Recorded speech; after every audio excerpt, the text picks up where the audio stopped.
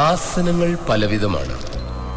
മയൂരാസനം, കുക്കുടാസനം, ശവാസനം, ശൃംഗകേളി ആസനം. ഈ ആസനങ്ങൾ പെട്ടെന്ന് പഠിക്കാൻ ഒരാഴ്ചത്തെ ക്രാഷ് കോഴ്സിനായി ആ കൗണ്ടറിൽ 3000 റിംഗറ്റ് കൊടുത്ത് രജിസ്റ്റർ ചെയ്യണം. ഇനി എല്ലാവർക്കും മടങ്ങാം. എനിക്ക് ജപം തുടങ്ങാൻ സമയമായി.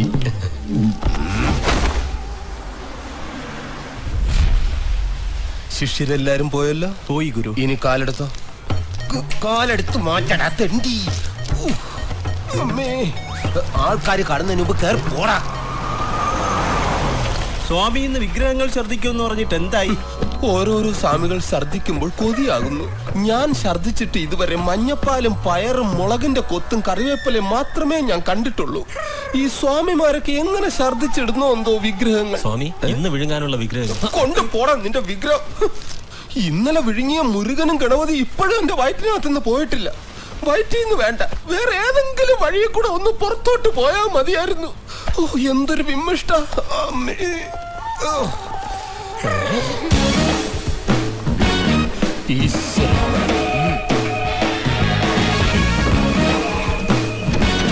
ഗുണ്ടാ പിരിവിനായിട്ട് വരുന്നതാ, ഓടിക്കളയരുത്.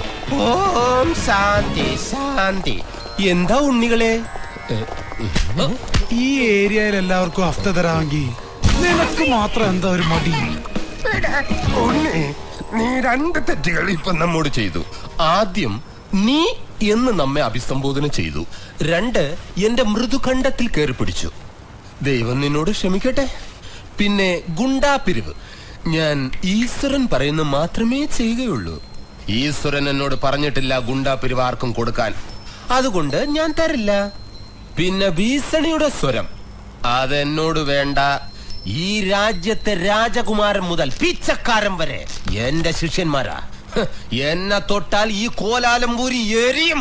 ഓം ഗ്ലാനിർ ഭവതി ഭാരത്. ശപിച്ച് മുടിയും. ഇനി എന്നെ അടിച്ചാൽ എന്റെ അനുവാദമില്ലാതെ നിങ്ങൾക്ക് ആർക്കും ഇവിടുന്ന് പുറത്തു പോകാൻ പറ്റില്ല. ഓക്കെ, ഞാൻ അനുവാദം തന്നിരിക്കുന്നു. എല്ലാരും പൊക്കോളൂ, പെട്ടെന്നാട്ടെ.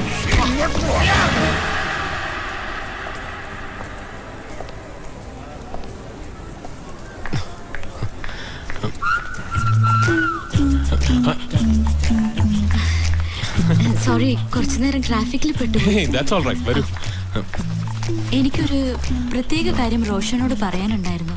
ഓ, ആക്ച്വലി എനിക്കും ഇന്ന് വേദികയോട് വളരെ പ്രത്യേകതയുള്ളൊരു കാര്യം പറയാനുണ്ടായിരുന്നു. എന്താ അത് പറ്റില്ല, ladies first. Okay, I am getting married. എന്റെ കല്യാണം ഫിക്സ് ചെയ്തു.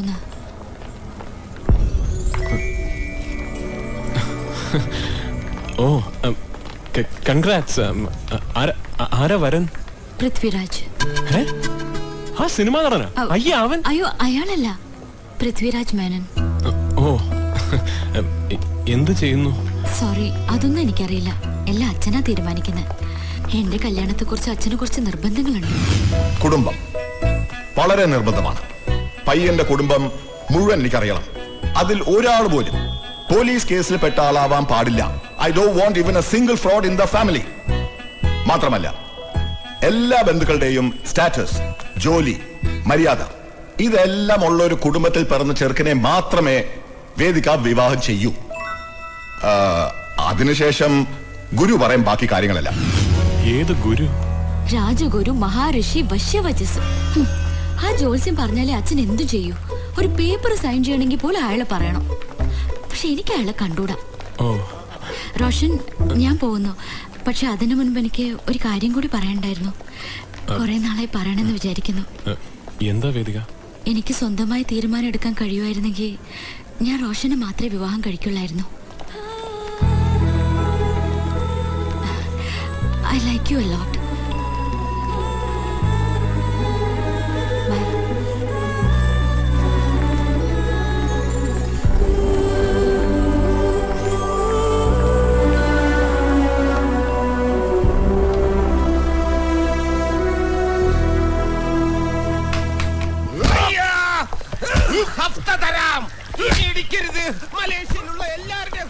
ഭായ്, ഇന്നലെ പോയാരും എന്തായി?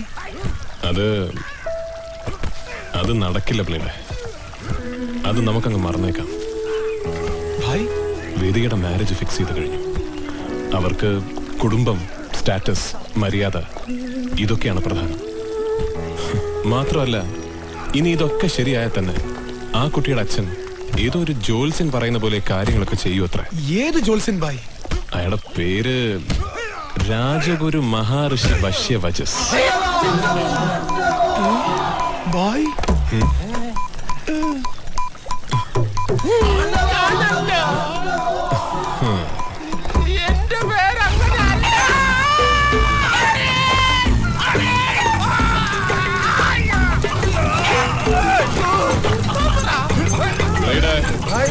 എന്തായി ബന്ധോ? എല്ലാം ബന്ധെന്ന് പറ. ഇല്ല ഭായ്, കുറച്ചുകൂടെ നെയ്യ് ഉരുകാനുണ്ട്. അയ്യോ, ഇനി ഉരുകാൻ ആത്മാവ് മാത്രമേ ഉള്ളേ. നിങ്ങൾ എന്ത് പറഞ്ഞാലും ഞാൻ ചെയ്തോളാമേ. തീ കുറച്ചിടാൻ പറ. ഈ കല്യാണം നടക്കൂ? ഞാൻ നടത്തി തരും.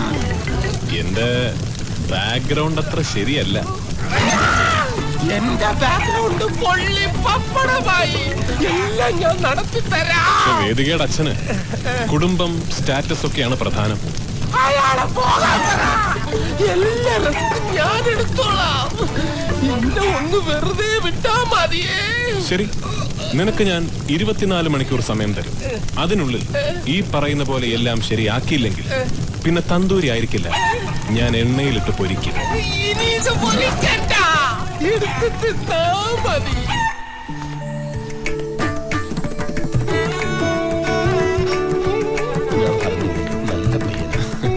രാമു, സംഭാരം എടുക്കൂ.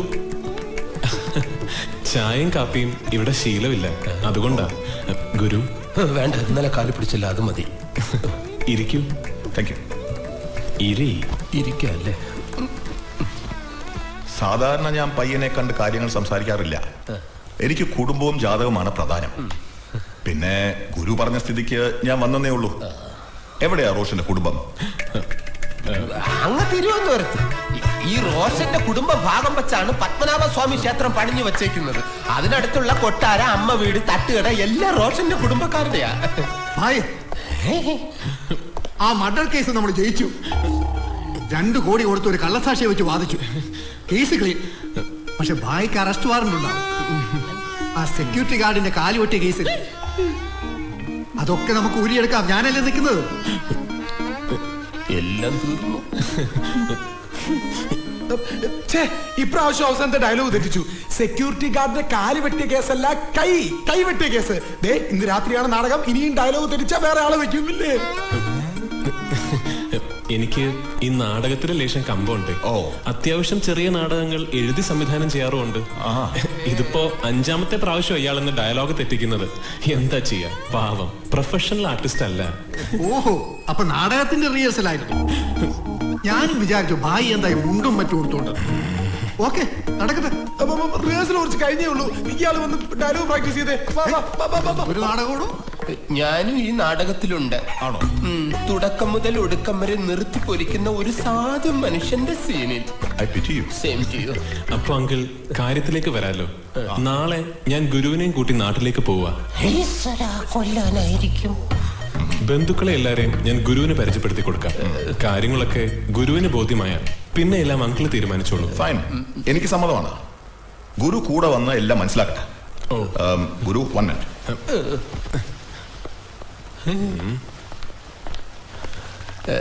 എന്തു തോന്നുന്നു ജി?